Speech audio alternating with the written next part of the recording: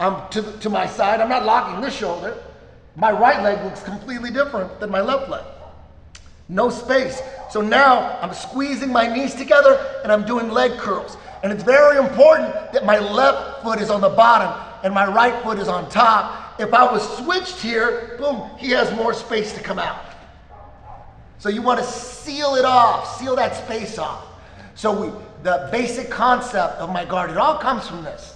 This is how it all started. This is all I was doing, was putting the elbow in the danger zone and keeping it there by locking the shoulder. All right, very important motion. So we're here, I shoot my hips up, and I'm squeezing my knees together, squeezing them and doing leg curls. All right, his natural reaction is going to be to protect his right arm because he knows that's the one that's in danger. His left arm is in no danger. So his left arm is going to be on the outside, his right arm is going to be protected on the inside.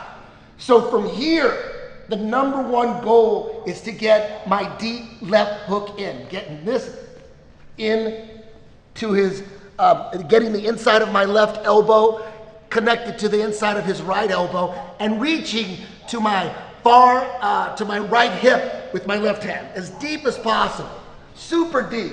You gotta be pushing through, you gotta be reaching for I used to grab my pants and pull down. You want no space between the inside of your elbow and your stomach. You want to, so that's the goal. I got the shoulder lock, now we got to boogie and put that deep hook in and prepare at this point for a toss, which means a sweep to spider web. So again, when it comes to the early days of my full guard game, attacking the right arm, pushing the elbow into the danger zone, keeping it there by locking the shoulder. Now at this point, what's the next move? I got his elbow in the danger zone. Many ways you could do that. It's not easy. Sometimes you can't. Sometimes the guy's too strong. You can't move that elbow. All right, but listen, we're just assuming that we did. We just jumped up and we locked the shoulder. He's going to defend his arm. So what's the next step? Some people like to attack the right arm with your right arm by maybe coming under here. And with the gi, this works really well. You can grab the gi and you can hold the arm here. And then this hand will come across here, boom. And then you pull the leg over and then you grab the arm bar. All right, so traditionally, most people like to attack, in traditional jiu-jitsu, attacking the right arm with your right arm is the correct thing to do and the most popular thing to do. For me, there's only two choices. Am I gonna attack his right arm, which is the one I want to arm bar, with my right arm or my left arm? I only have two choices. I chose to attack his right arm with my left arm for MMA purposes, and there's other purposes as well too. Because if I attack if I put the deep left hook instead of, so we're here, so instead of using this and coming here, at this point, he could punch me with this arm. He could hurt me, so I'd have to defend with this one because I can't defend with my right. I could only defend with my left, so I'm gonna have to be here, and he could be punching me, and I'm defending here. All right, so it's better for just the defensive purposes to attack his right arm with my left arm, putting that deep left hook in, and he tries to punch him with that left arm, with his left arm. This is way better of a defense here. So that's one reason, that's only one, that I chose to attack his right arm with my left arm, so that I could protect my face with my right arm. I could jam. The only arm that can punch me is his left at this point, right? So another reason is it's way easier to finish arm bars when he's on his back. Way easier. So, I mean, I was basically, he's in my guard here, but now he's on his back. I like to attack from here, spider web. The percentages go way up. Very hard for him to pull his arm out when he's on his back. All right? But how do I get him on his back? That's not easy. You have to toss him. Or you can swim. There's two ways to get here. Tossing or swimming. So if I'm going to toss him, I could only toss him if my right arm is free. I need this to toss. So maybe he bases up here, boom, we're right here. And now he's gonna try to punch me or whatever here. He can punch me, so I gotta defend here.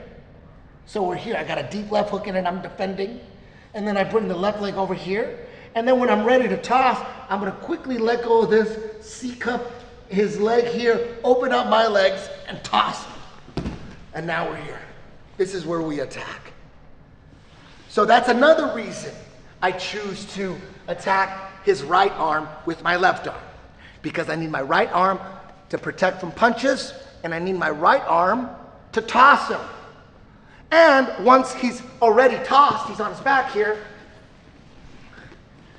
Some people like to attack this position this way. Again, the traditional way. I like to attack here because I like to control the legs here.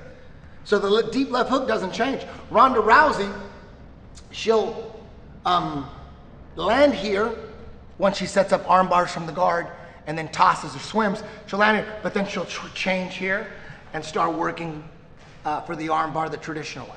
I keep everything intact and keep my right arm. My right arm was protecting from punches. My right arm tossed him. And my right arm is going to control these legs and keep him on his back and perhaps help here to open up the arms. All right, so that's another reason I attack the right arm with my left arm. All right, so that's how my guard first developed. That's all I was doing, trying to lock that shoulder, lock that shoulder, put that deep left hook in, toss him, put him on his back, and attack from there. That's really all I did in the beginning with my guard. And with the gi, it was a lot easier to lock that shoulder because you got a big gi on. My legs don't slip down. I got gi pants on, and we're here. Imagine him with a gi, and I'm locked here. Now, if he doesn't have a gi, and I have greasy legs, and I got like little Valley Tudo shorts on, got greasy legs, and he's not wearing anything. No rash guard, my leg slips down. So that became a problem. I got really good at locking the shoulder with the gi, but my legs would slip down when we go no gi. And at first when we do no gi, it was before rash guards were big. So when you went no gi, you went shirtless. And man, it became really slippery. So in my head, I thought, man, this style that I'm developing from the guard with the gi might not work no gi. Because it's hard to lock that shoulder with the greasy legs. So, it was a problem. But, this was late 90s. And that became my primary game in the guard, was locking the shoulder, and it was easy when there's a gi and you had pants on. So, I think it was, what year was it? Maybe 97, 98.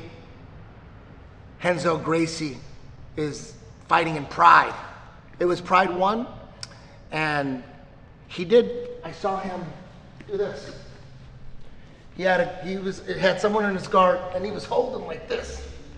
He was holding his leg like this. And I thought, wow. He didn't attack from there, but it looked like, man, there was something going on there. Maybe we could start holding our ankles. So from that point, the very first part of rubber guard was just mission control here. I ended up calling this position mission control. So bringing the leg up, and at first I was holding like this with the hand. I didn't know what the best way to hold that foot was. All right, then quickly it evolved that the best way to hold this leg up was wrist to ankle here. Wrist to ankle, boom. Not hand to ankle, hand to foot, but wrist to ankle, right here. Leg as high as possible. And you don't want to be too far underneath them, so at first you might need to put that right foot on the hip and scoot out a little bit to make sure you're not that far. But this became mission control here. And it's mission control when both hands are on the chest, or like on top. If this hand was on the ground here, this is a lot different. It's a big difference. So this position's called New York. All right, so this became the first piece of the rubber guard no gi.